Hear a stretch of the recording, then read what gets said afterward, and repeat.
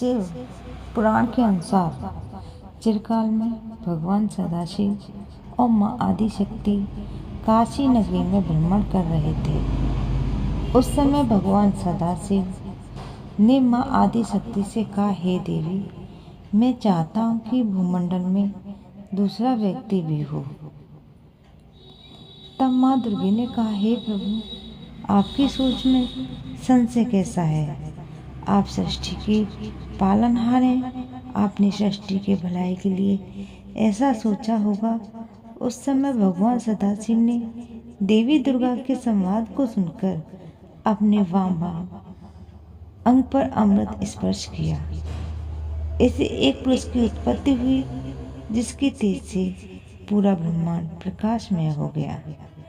उस समय भगवान सदाशिव ने कहा, वत्स, तुम ब्रह्मांड में सबसे व्यापक हो, इसलिए तुम्हारा नाम विष्णु रखता हूँ।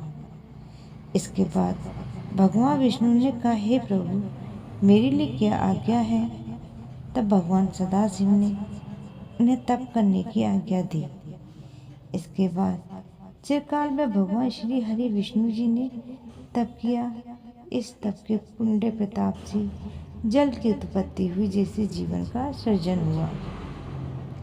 भगवान विष्णु की सवारी गरुड़ है। इनके लिए हाथ में कौमद की गदा है, जबकि दूसरे हाथ में पंचजन्य शंख है, तीसरे हाथ में सुदर्शन चक्र है, चौथे हाथ में कमल है।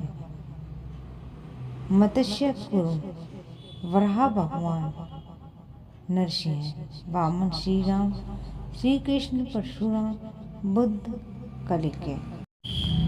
पौराणिक कथाओं के अनुसार त्रिदेव यानी ब्रह्मा, विष्णु, महेश देवताओं में सर्वश्रेष्ठ माने गए हैं।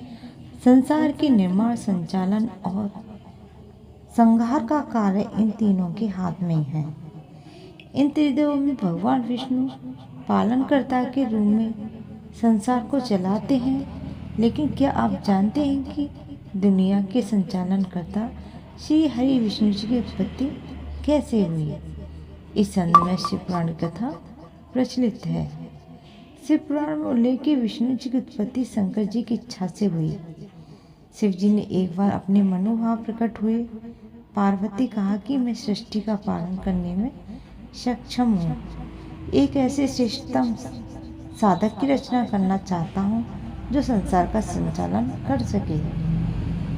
शिव जी की इच्छा अनुसार आदिशक्ति ने कमल नयन चतुर्भुजी कौस्तुभ मणि से सुशोभित विष्णु जी को अवतरित किया। सर्वत्र व्याप्त होने में समक्षता के कारण उनका नाम विष्णु हुआ। अवतरित होने के तुरंत बाद शिव ने उन्हें तप करने के लिए भेजा। चिरकाल तक तपस्या करने के बाद भगवान श्री हरि विष्णु जी ने अपने तपोबल से जल की उत्पत्ति का जीवन सृजन किया।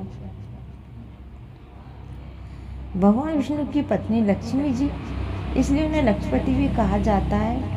तुलसी भगवान विष्णु को अत्यंत प्रिय है, इसलिए तुलसी को विष्णु प्रिय नाम मिला। भगवान विष्णु क्षीर सागर में शेष नाग पर शयन की मुद्रा में विराजमान है।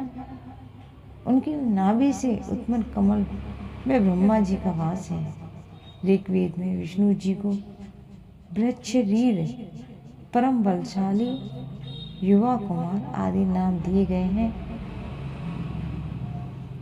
इनके अलावा जिष्णु, महाविष्णु, हरि कृष्ण, बधोच्छ, केशव, माधव, राम, अयुक्त, पुरुषोत्तम, गोविंद, वामन, शीश, श्रीकांत, नारायण, मधुरूपी, अनिरुद्ध, त्रिविक्रम, वासुदेव, यक्त्योनि, अनंत, विश्वभूषणम, शेषशायनी, शंकरषण, मुद्दपन, दैत्यारी, विश्वतो मुख, जनार्दन आदि नामों से भगवान विष्णु की आराधना की जाती है।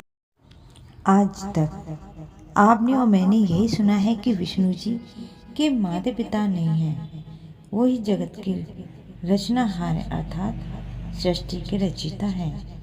लेकिन यह सच्चा नहीं है। हमारे शास्त्रों में प्रमाण है, जैसे श्रीमद् देवी महापुराण 3 स्कंद अध्याय दुर्गा और ब्रह्मा के युग से ब्रह्मा विष्णु शिव का जन्म हुआ।